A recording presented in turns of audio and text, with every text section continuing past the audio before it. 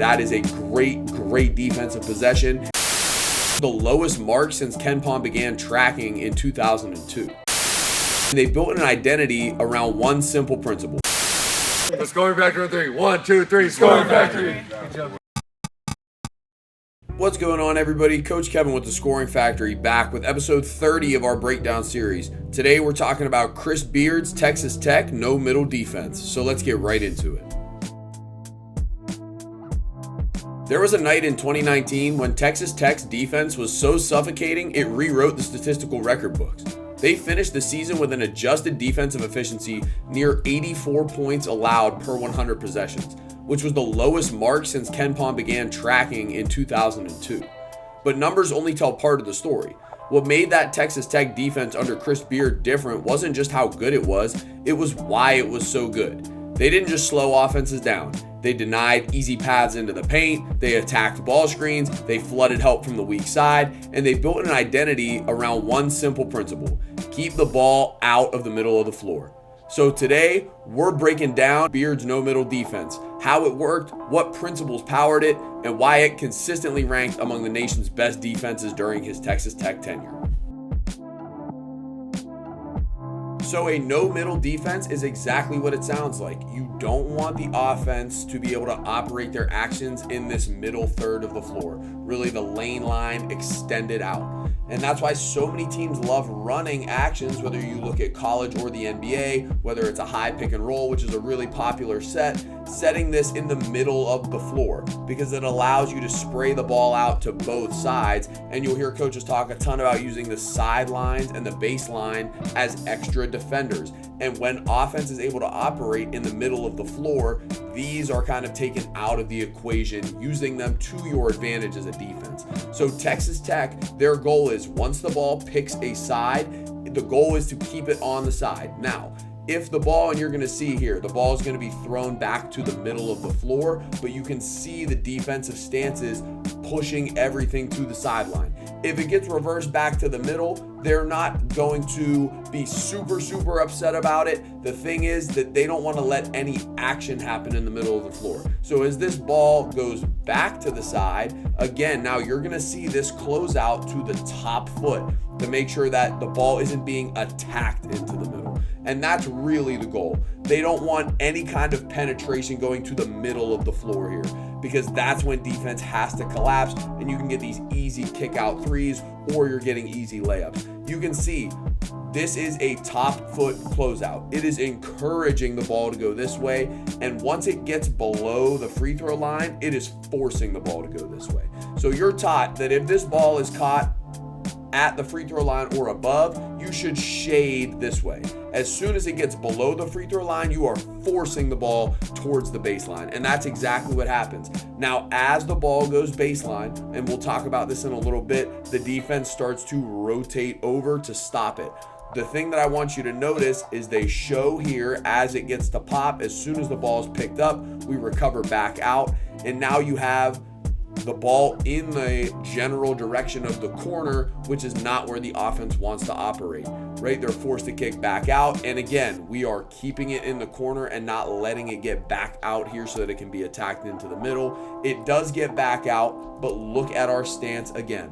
If this is a straight up stance facing maybe this angle, he might be able to attack here. You can see we have someone flashing middle to try to get in action. Probably going to be a ball screen, which we'll talk about ice coverage in a little bit. But again, forcing it to go baseline, and now our help is going to rotate over. We'll sink down and cover, and now we have everything covered up. As soon as the ball is picked up, they actually do a really good job of staying in front. We're able to recover back out to the shooter, and now again, as we close out, look, immediately we hop up to the top foot so that this ball can't get here to the middle, and that is a great defensive possession. It's wasting time on the shot clock, and the offense can't generate any quality looks. A few things that almost all offenses track to see if they're going to have or are indicators of a successful possession are paint touches and ball reversals. And this no middle defense is designed to prevent both of those things from happening. So watch, this ball is thrown across the court once to the left side. Look at our closeout. We're up on the top foot, inviting the ball to go here right into our gap help.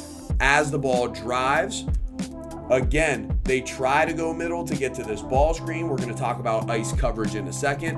We get it exactly where we want, right into the help. Now it moves and it's back into the corner. And this is exactly what we want as a defense if we're playing no middle. Again, we are on the top foot. Our help is here, making sure that this ball doesn't go here or the pass back out and then to try to attack the middle. Now watch the help. As this ball goes baseline, look how far out the help comes. Again, the goal is to stop paint touches and ball reversals, and this ball never gets to the paint. This way, this is picked up, and this is an extremely difficult shot, and because they're not deep into the lane here, throwing this pass is almost impossible. And even if he were to slide down to the corner, because we have a 5 helping, throwing that pass is extremely difficult. So now it gets back out and we're closing out again to the top foot, and this is especially effective on these right-handed shooters on the left side of the floor because you can contest the ball instead of having it come from the left side of the shooter. And that's a really difficult shot, and Texas Tech gets exactly what they want out of that possession. So now let's focus on the backside rotations when the ball does get forced baseline, but we do get beat and we need to help here. So as we know, we're guarding in the corner here. So when we go over to help, this is going to be the logical pass. So we have to rotate to make sure that this pass isn't made for a wide open corner 3, because that's one of the best shots that you can get in basketball. Now, look at how far out we're meeting the drive. This is picked up outside of the lane line, and this is a difficult pass, but Texas Tech does what's called closest man closeout. Some people call this X out, but their philosophy is, look, whoever the closest guy to where the pass is going to close out there. And then the next guy is going to close out to the next. So instead of having this guy rotate all the way out, we're going to rotate down from our defender here to prevent this open look, and now we're in rotation back to everybody else. And it keeps our matchups what we want.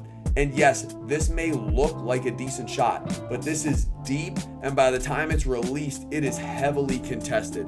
And again, these are shots that Texas Tech is more than happy to give up because now they're rebounding 4-on-1, and they've generated a high difficulty deep 3. So here's another great example of our closest man closeout. Now this ball is getting attacked towards the middle of the floor. Ideally, it would get over to the side of the floor before it's attacked, but again, not every possession is going to be perfect. So our help isn't able to reach and get out as far, but they do help.